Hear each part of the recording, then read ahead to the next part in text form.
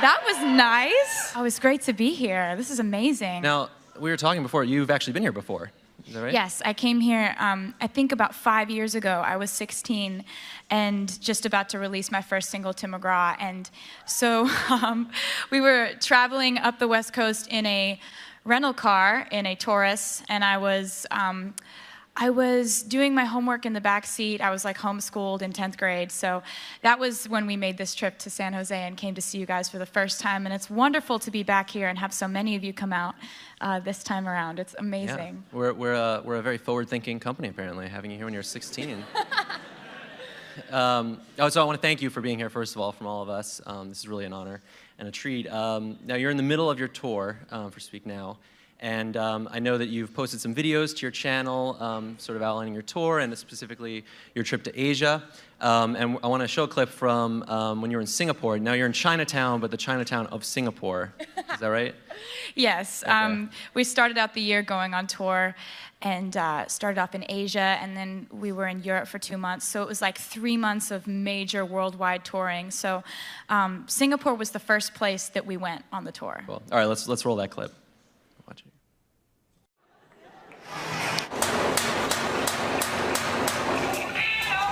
They're everywhere. I'm sort of fascinated by the waving cats because, of course, as long as you keep fresh batteries in them, they're always going to be saying hello to you. Just always just symbolizes forever, I think, these waving cats. What's better than a cat that's just always like, hey? There's nothing better than that. So this, of course, has all the makings of a viral video. I mean, there's a big celebrity. It's a global thing. There's a cat in the video. That'll do it. I think that you just said it. That's the essential ingredient, is a cat. Now, your YouTube channel is very viral. popular. I know you have over 500,000 subscribers that get your vlogs when you post them, which is really cool. I wanted to ask you off the bat, how important is your channel and social media in general as a tool for expression, but also for connecting with your audience? I think we've all seen the effects of social media and how that can connect people. And for me, I grew up when that was just about to set fire to the world. You know, I think in 7th and 8th grade when everybody started having a profile online, and everybody was, it was all about who's your friend and who's commenting on whose page. And then it became the YouTube generation where everybody's looking at videos, everybody's making video blogs and, makeup tutorials or this or that or back to school outfit shopping. Everybody is kind of catching on to communicating by making videos and learning how to edit them. And I think it's fantastic because it's just a new skill set for this new generation. Mm-hmm. And I would be remiss if it were a YouTube video interview and I didn't ask you if you had any favorite, I know you're really busy, but do you have any favorite YouTube videos or channels that you like to watch? Yes. I have watched this one like 3 times this week because it makes me so happy, and it's got these like 5 or 6 lion cubs, and there's the lion trainer, and you're like, oh, the lion cubs are cute, and they're walking around, and then they jump up on the lion trainer and they start hugging him. And then they're like making all these little lion sounds that you don't know. You don't know what the sounds are that lion cubs make, but it's amazing. It's this like they're like hugging him, and he's like, oh, you always go for my hair. You keep going for my hair. And then he's like, oh, you're telling me stories. What? Where was this zoo? It's amazing. It's because he's like Scottish, and they're like hugging him, and they love him so much, and cool. I don't know. Just watch Well, it. I guess everybody's going to run, and that's going to be popular now. So, this isn't just our interview, right? This is also your fans' interview, and you have some very rabid fans, the Swifties, right? I believe is how they call themselves. I know. I think it's so cute. They came up with that. They're very serious, by the way. They don't mess around. They submitted 30,000 questions to this interview, and over so many over questions. 100,000 They're so votes. curious. Yeah, so we only can do a few of them, and we also have some from Google, but the biggest topic by far was songwriting, because I think that a lot of your fans have a big connection to the stories that you tell in your songs, and so let's start with that topic, and this one comes from Panda Bear Lover 13. I mean, a lot of the usernames are not meant to be read out loud, so we just have to. This is from Florida, Which comes first for you as a songwriter, the music or the lyrics? I think for me, it more comes as a general idea. And my favorite thing about songwriting is that it's so spontaneous and unpredictable what's going to hit me first, whether it's going to be a general thought. Like, for example, I'll be going through something. When I wrote the song Love Story, that's a song I wrote sitting on my bedroom floor because I liked a guy and my parents didn't want me to date him. And so I got this idea in my head.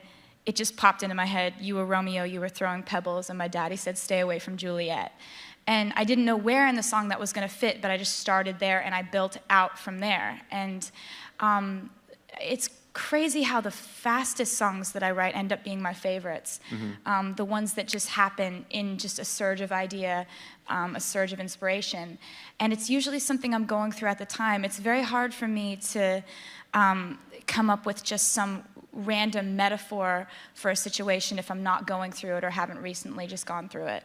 Mm-hmm. But I think when I was growing up, my mom talks in metaphor a lot. And so I think I grew up just understanding metaphor and just kind of loving that, how you could take something you're going through and speak about it in a different way that applies how you're feeling to something completely different but connects it.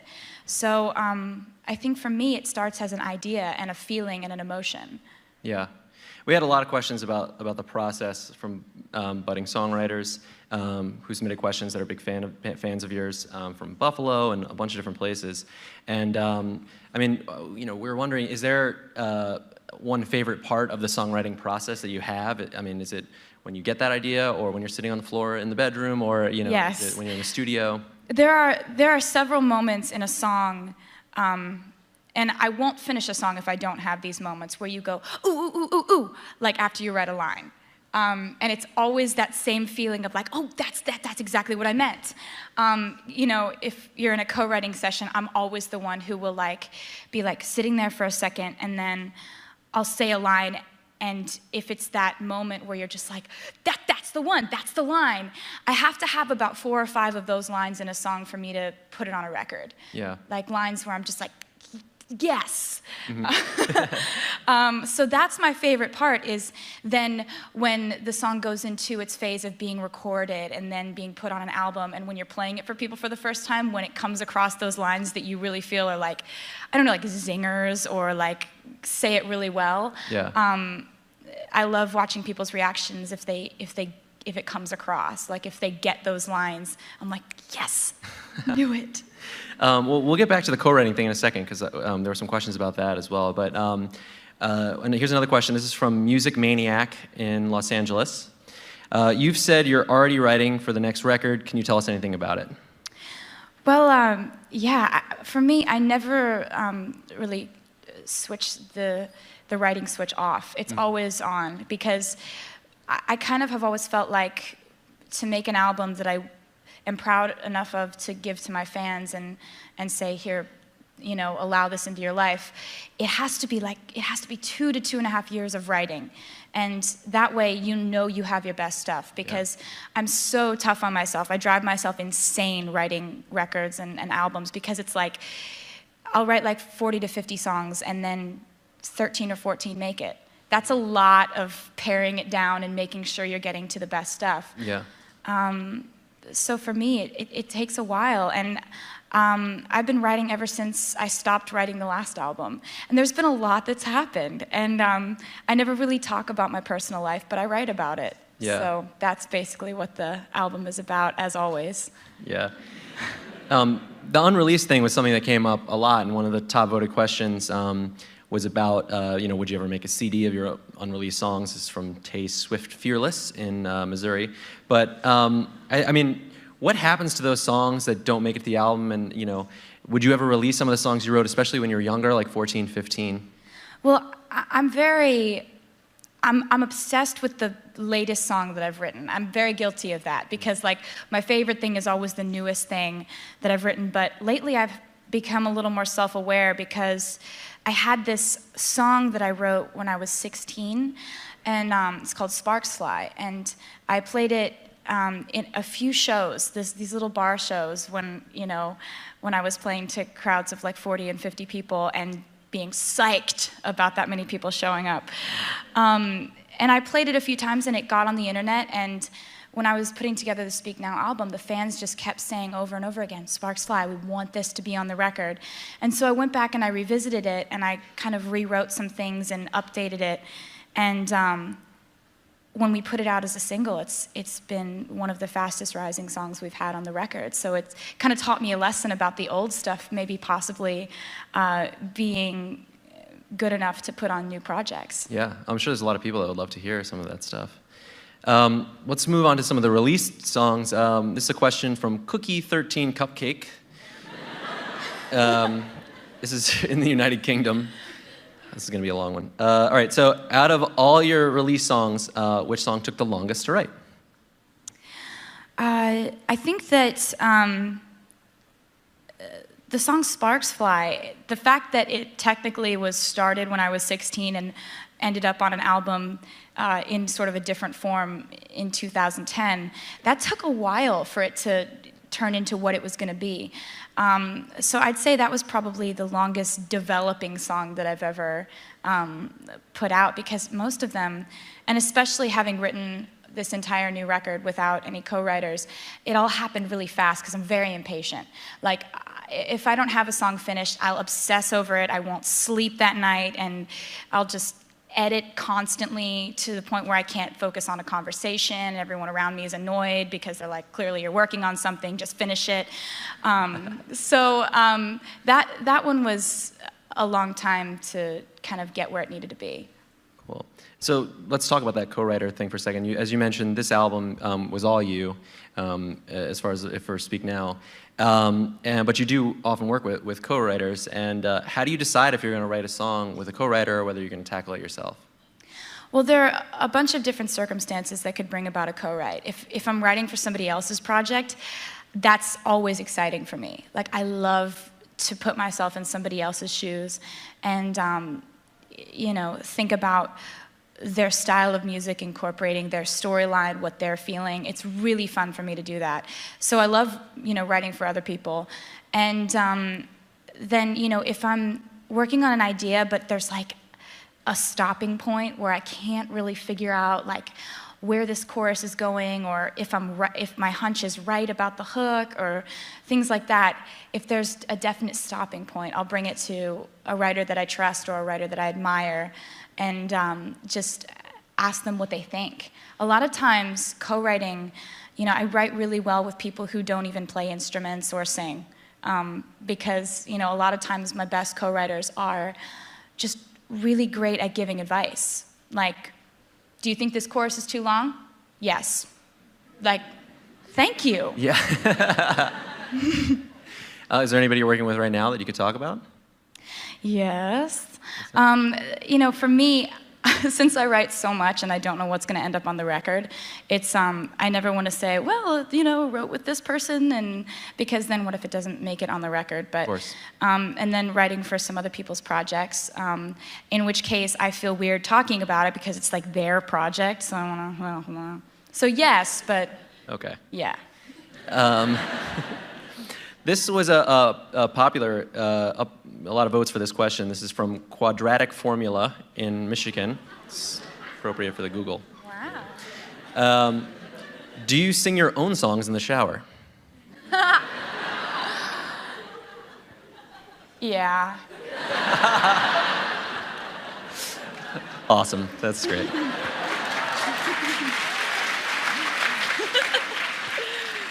Do you have like any sort of favorite place for writing songs? No, actually. I kind of have become, you have to adapt yourself to a million different places to write when you're always on the road, because I don't have the luxury of saying, well, I have to be in this certain room at this certain part of town, and it has to be, you know, all one color tone, and there has to be smart water in there. You know, like, it's just, you're never, ever anywhere for more than 2.5 seconds. So, you know, I've written songs in airport bathrooms on paper towels. I've written songs. What song was on a bathroom towel at one point? Oh, it hasn't come out yet. Oh, okay. You know, in the bus bunk, you'll wake up in the middle of the night and you'll have this idea, and then so you write it and you're up at 4 a.m. or, you know, I get awakened by song ideas all the time. And it's just, it's like I wake up and I'm just like, oh, great. Because I know I won't remember it in the morning, so you have to record it, and then it's this whole thing where you check your phone and it's like mumbling and you don't understand. You thought it was great at the time. Yeah, actually, one of our Googler questions was about you recording songs into your cell phone. Is that something that you do regularly? Yeah, the ideas always end up in my phone because it has a great recording thing in there. And, you know, for me, it's like you just write wherever, whenever you can. And that's been really fun for me because sometimes I'll walk into a hotel room and I'll be like, I've been here. I wrote back to December here. Like, it's fun because you have these memories of writing songs all over the world. Yeah, cool. So I know a lot of your songs are very personal songs, and a lot of your fans are very interested in that stuff. But this one came from Michaela K. in South Florida. Has any guy asked you not to write a song about him before you went on a date? Not at that point in the relationship. Because at that point, they're thinking that, you know, I would never have any reason to write a bad song about them. And then it's when, you know, when they start to, you know, treat me in a way that wouldn't reflect well on them in a song, if I were to be honest about it. Yeah. I've had a guy be like, you're not going to write about this, are you? I'm like, yeah, I am. I think that's interesting. That's a point in a relationship that you would have to have, is this is the part where I tell her not to write a song about me, you know? Well, and you'd think that they would decide that before asking me on the date, or before we become a couple, or before all this stuff happens. But it only occurs to, it only occurred to him when it occurred to him that it wouldn't be a good song. I see. Do you always write about, you know, people that you know? Yeah, because I feel like in a song, I love it when a song is a story and the story develops. And my favorite stories have really beautiful characters. And I feel like you can most accurately describe a character if you know them. One of my favorite songs that I've ever put out is called 15. And it's about my freshman year of high school. And it kind of chronicles my best friend Abigail and me, and the way that we went through our freshman year of high school and the lessons we learned. And that's kind of how I like to tell a story, is from the point of view of really knowing what you're talking about and knowing where you're coming from because you were there. Yeah. So let's actually go to another video, our first video question. And this one comes from Cleveland, Ohio. So let's roll it. Hey Taylor, I have a question for you. I know a lot of us can relate really strongly to your songs and your lyrics, and considering I've gotten choked up a couple of times just listening to your songs, I wonder if you ever get choked up on stage or what you're thinking about when you're on stage. She's pretty. I'm really in it when I'm on stage, and you know, I go through a roller coaster of emotions when I'm performing my show because these are all songs about people who have been in my life, who a lot of them, some of them aren't in my life anymore, and you know, sometimes that'll hit you in just the right way. And when an emotion hits you strongly, it doesn't matter if you're in front of 20,000 people, it hits you. And you know, for me, I'm in those songs, fully feeling all of it. Until I hear the crowd start screaming at the end of the song, at which point I'm just like can't stop smiling, because my favorite sound in the world is the sound of thousands of people screaming all at once. It's It's a really amazing sound. And so I'm completely feeling all the sadness and frustration and anger and hurt, and then the crowd starts screaming, and then everything is right in the world. Wow. Well, we'll talk about the tour and some of that stuff in a second. I want to ask one more Googler question about songwriting, and that was, has that process that you sort of talked about earlier, has that changed over the years? Because you know, you've grown up a lot, and everybody's heard you sort of grow up. Yeah, I think it really has. I think that you can only hope that as a writer you start trying different things, and you try different chords or different structures of songs, different beats that you've never really explored that path before. You know, and I think having always been a writer first, I'm obsessed with the syncopation of the way that words sound when they're said a certain way. And once I've kind of done something once, I always want to go to a different direction and never repeat myself. So as a writer, I think that I've always hoped that my music would constantly be changing, because you never want to make the same album twice, the same song twice. And you know, my greatest hope has been that as I grow, my fans will grow up with me, and as I change and my life changes, my music will change as well. So wish me luck there. Let's talk about your fans a little bit more. This is a question from Canada, from YouTube. What was the funniest thing a fan has ever done to get your attention? Well, there's a lot of that lately, because we have this thing called the Tea Party Room. And you know, I have like 4 or 5 meet and greets before the show. But after the show, there's a meet and greet for surprise people who did not know that they were going to get a meet and greet, because they were picked for the Tea Party Room, which means that they were like going crazy, dancing the whole time, dressed in some absurd, crazy costume from one of my music videos, or just knew every single word and were just screaming the whole time. Like, people get picked for different reasons, but it's been crazy lately because a lot of people have been going for the costume route. Really? So we'll look out, and like, my guitar player will like lean over to me and be like, "That girl is dressed like a chicken."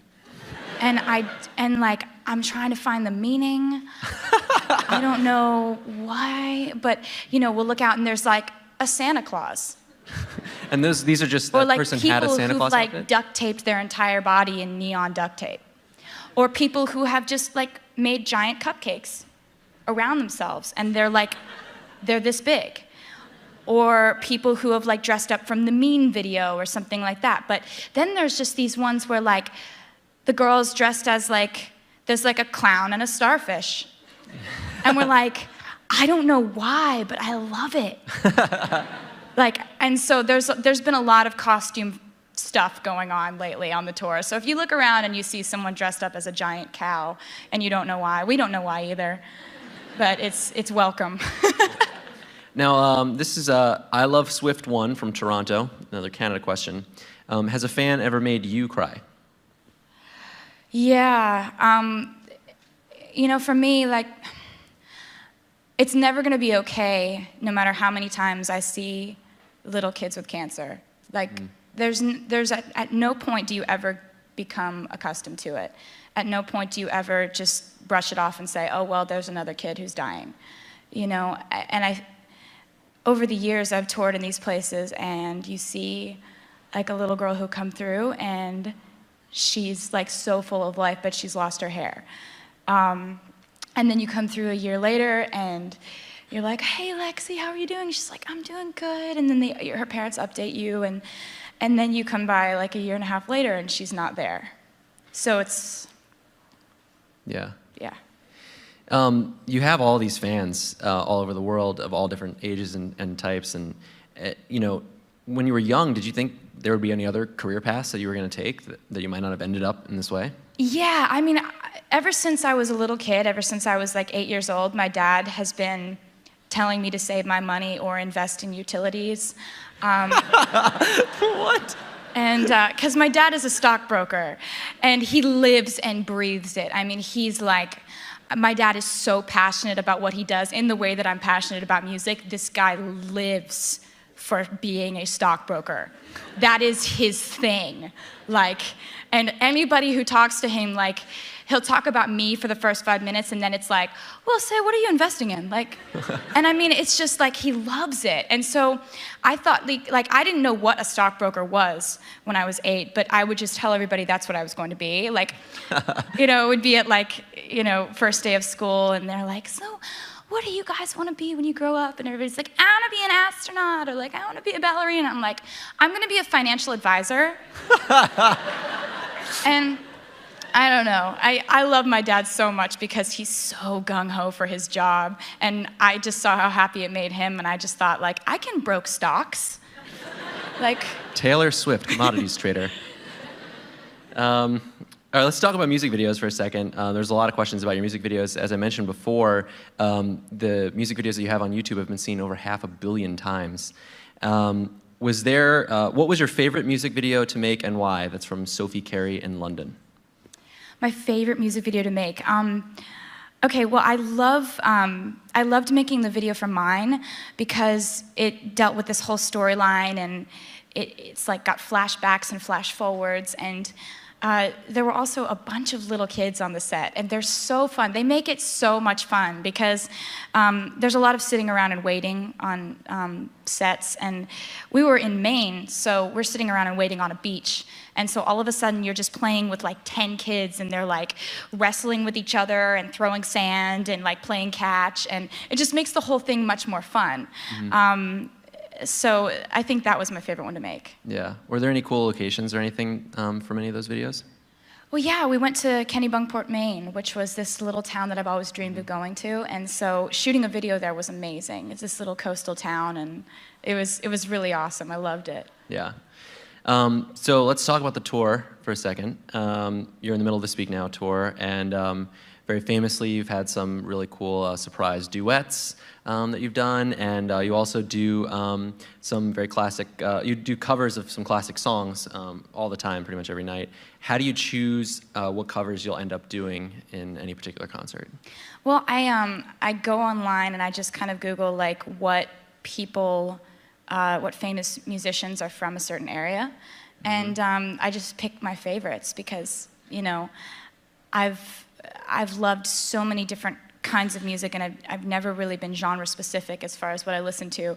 So there's always like a favorite song of mine from a certain area, and it's really fun to do like a few every night. Like, in California, I do like God Only Knows by the Beach Boys, and then Sweet Escape by Gwen Stefani. It's like, it's just been really, really fun because it's just me and my guitar during the acoustic set, and you can just do whatever because it's just you and your instrument. It's a really spontaneous part of the show. Yeah.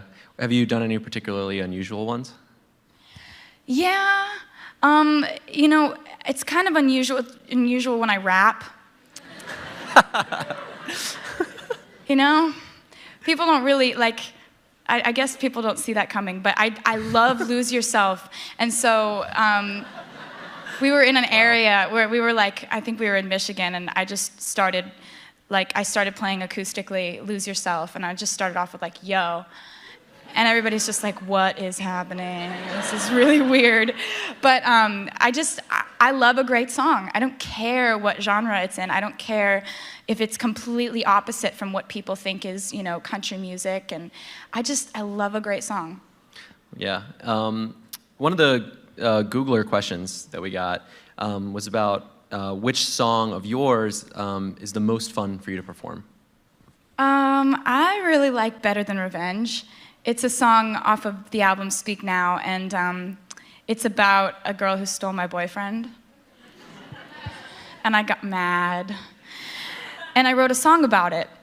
And we do this, like, it's just furious and angry and fun, and like we have this gigantic bridge that drops down from the ceiling, and me and my two backup singers are on the bridge just like throwing our hair around and headbanging, and so that's a really fun one to do. And for me, they're all really, I think Dear John has a fun payoff. Yeah. If you go see the show, I really love singing that because in the end it's got this, pyro-filled payoff in the end. Would you say those are two of the songs that get the crowd going the most, or are there other ones? I'd say, you you got to come to a show because the crowds are really kind of steadily ear-piercingly loud throughout the whole show. They're amazing. Like, it's really hard to gauge, like, which is the moment that they're the loudest, because they're just really, really loud all the time. Here's a funny question. This is from Allie Law in Dunlap, Tennessee. You seem like the kind of person that would name their guitars. Do you name your guitars, and what are their names? I do seem like that kind of person, but I haven't done it yet. I kind of think back on the situations when I got them, like when I fell in love with that particular guitar. Like, there's one of my guitars, it's an acoustic, and it's blue, and it's got koi fish swimming up the neck. And like inlays. It's just beautiful. And it was, Bob Taylor sent it to me for my 18th birthday. Oh, wow. So I remember the first time I like opened up this guitar case and I'm just like, oh, there's fish on the guitar. It's like this gorgeous guitar. And so that's what I remember about that. And then there's this sparkly guitar that I play that has hundreds of tiny little crystals on it. And it looks like we had it specially made, but really we just glued them on. Oh, really? Yeah. And sometimes little ones fall off, and so we'll have to super glue more on with tweezers. So that's always what cracks me up about that, because it's like, everyone's like, where did you have your guitar specially made? I'm like, super glue. Like. How many guitars do you use in a show? How many of those do you go through? Okay, well, that was a weird sound I just made. That was weird, sorry. The first one is electric. The second one is acoustic koa. Then there's the 12-string. Then there's the blue koi fish one. And then there's, like 4 or 5. Yeah, wow. And then there's a ukulele and a banjo. Of course. And banjo. a piano. Yeah. Obviously, you're on tour a lot, and that's where you spend a lot of your time. But there were a lot of questions about what you do when you're not performing and you're in between gigs, besides writing songs like you do. And so, I guess first question: are there any movies that you like to watch while you're on tour? I watch a lot of TV, like a lot of TV. And my favorites are like the crime shows, where it starts out and you can't miss the first scene, or else you miss like the discovery of this crime scene, and then the like twists and turns of it all. I love CSI, Law and Order SVU, Without a Trace, NCIS, Lock Up Raw. Like. Wow. I just am really afraid of getting Up? in trouble. You have no idea. All right, so that's who watches Lock Up. It's Taylor Swift, actually. Yeah. That's awesome. No, but also one of the questions that we got was about what books that you read in your free time. Oh, mostly history. I'm obsessed with other time periods, and like I'm always looking up museums or like the Historical Society, or like historical landmarks that we can go to in a particular city where we are. And recently I've been reading a lot of books on like John Adams and Abraham Lincoln, and I read this like 750-page book called The Kennedy Women, and it dates back to like the lineage of the first Kennedy woman who came across from Ireland on the boat in like the 1860s, and it's just this crazy, interesting read. So that's what I've been reading lately. I'm sort of obsessed with history. Yeah. Well, let's talk about books for a second. One of the questions that we got actually from one of the future Googlers in the audience was about how you wrote a novel when you were 11 years old. I was 14. No, wait. You were younger? I was like 13, I think. 13? Yeah, but I did. I have a lot of different epiphanies. I always have different ideas as to like, ooh, this would be a good idea. And one summer I was at the shore. We used to spend our summers in Stone Harbor, New Jersey, and all my friends were back in Pennsylvania, and so I had nothing to do. And so I had this epiphany: I'm going to be a novelist, and I'm going to write novels, and that's going to be my career path. So I would write different chapters of this book and send them back to my friends, and I'd write them into the book under different names, but totally describe their personalities, and it was a really fun way to spend the summer, and my parents were so frustrated because I would never go outside. I'd just be like locked in this little study with my computer, but I've always been a writer first. Mm-hmm. It's my favorite thing is how you can convey a thought or a story or completely describe a character or a situation through words, mm-hmm. and the right combination of words, and the whole process of editing and re-editing and rethinking and imagining, and you get these little mini just epiphany ideas that come to you. And I think that that's what I loved about writing the novel, and it's what I love about poetry, and it's what I love about songwriting. Yeah. While we're on this topic of things you do while you're on tour and stuff, we had a lot of questions about what it is that you like to do when you're on tour and you're not performing. Is there any other things that you like to spend your time doing? What I love to do? I watch a lot of TV. Mm-hmm. Right. Crime shows. Yeah, crime shows. That's pretty much the hobby list. So we have another question from a Googler here. It says, as a father of a teenage daughter, it's great to see that solid songwriting and hard work can get recognized. Do you have any advice for young aspiring musicians?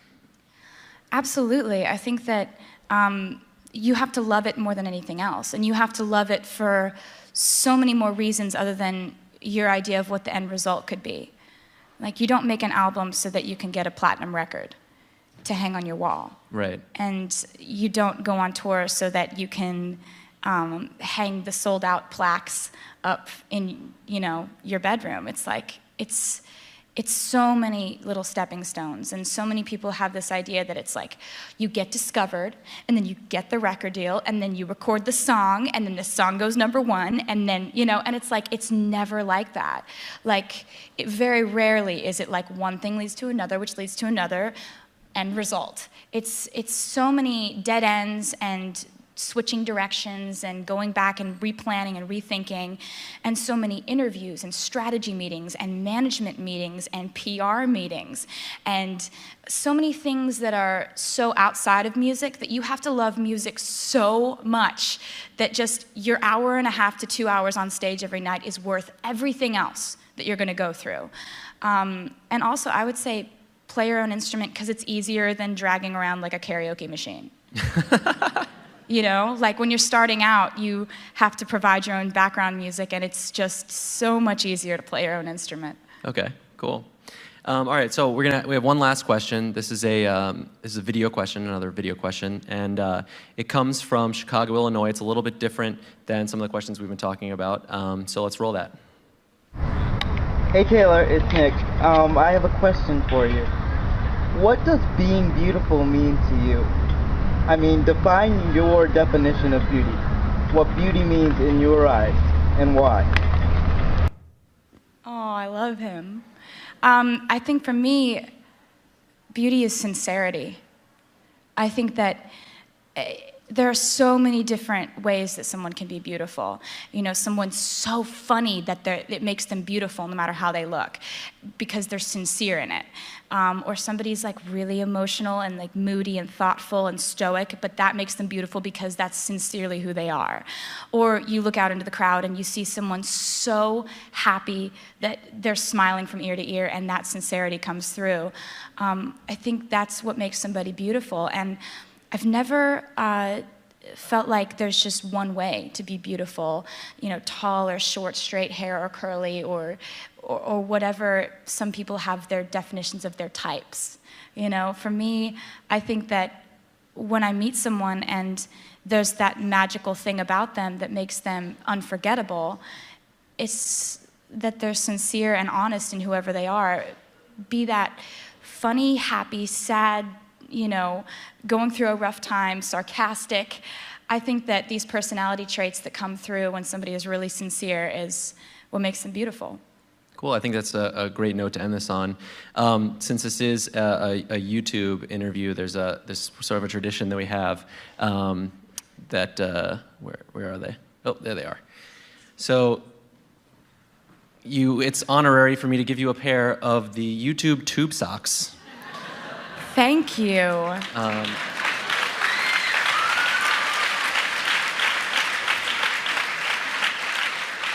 And I'm sure I can wear these with sandals, and you're going to be wearing those. Are going to look so great. They'll be really great for you on tour. Now, we actually, we handed out some tube socks to people that were coming in. Who got tube socks here? So we actually, there's a thing inside. Everybody all of you guys that got tube socks, you're actually getting tickets to Taylor's show tonight. So I will see you later. So let's hear it one more time for Taylor Swift. Thank you for being here. Thank you.